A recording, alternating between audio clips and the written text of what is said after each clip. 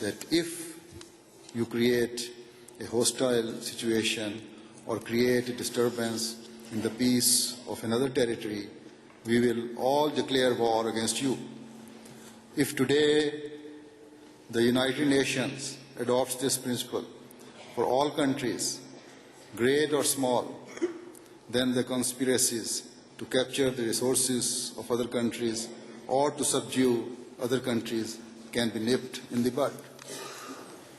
If there are real issues between two countries that may endanger war, then the rest of countries can get together and solve those issues using the highest standard of absolute justice and without any prejudice to either party.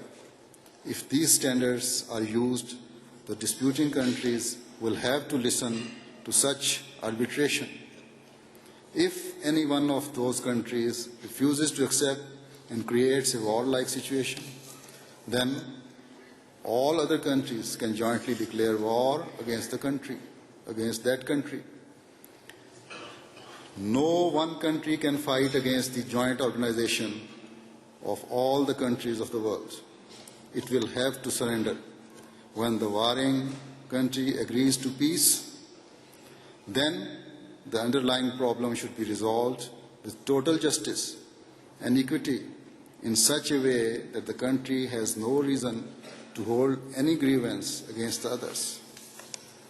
We will only have true peace in the world when the nations and countries try to establish peace in this way. It is regrettable that the League of Nations did not follow these principles and failed as a consequence. Today, the United Nations organization also seems to be failing in dispensing the requirements of justice. There are different standards of justice for different countries and different continents. Except for some very few decisions, most of the resolutions passed in the past and even being adopted today by the United Nations have been based on expediency and partisanship.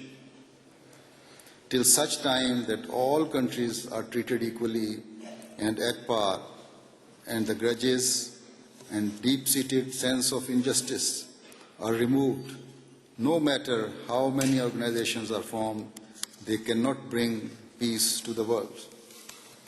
It is also regrettable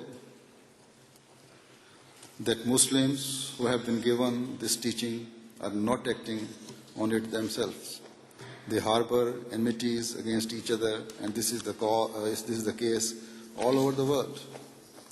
Peace will remain in dream as long as every nation considers its political and national interests above all others. As I have said before, this will only come about when the world begins to look towards its Creator. Even now, there is time to change the stream of world peace into reality. Otherwise, the path that the world is following today is a perilous path. Despite knowing the consequence, we are trying to turn a blind eye towards them. The problem do not get solved by turning blind eyes. Yes, we do get a false satisfaction by not realizing the seriousness of the situation. However, as I have said before, the situation today is so visible to even a blind person, and everyone is forced to admit that the peace of the world is being shattered and we must do something.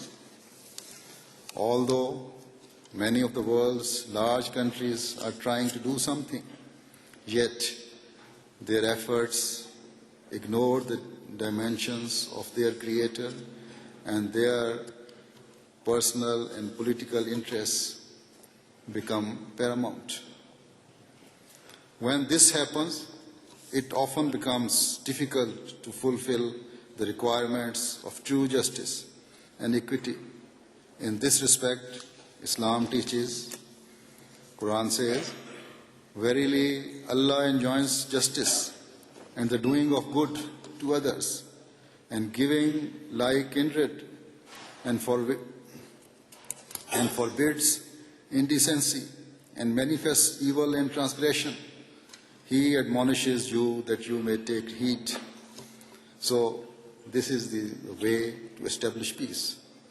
Do justice, and if you want to establish real peace, then not only do justice, but also the strong should treat the weaker with equity and treat them as one treats one's dear and beloved and ignores some things of theirs.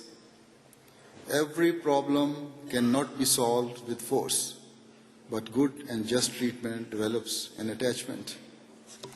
We can see such an example in Islamic history when Syria was conquered in the time of Hadhrat Umar, the second successor of the Holy Prophet.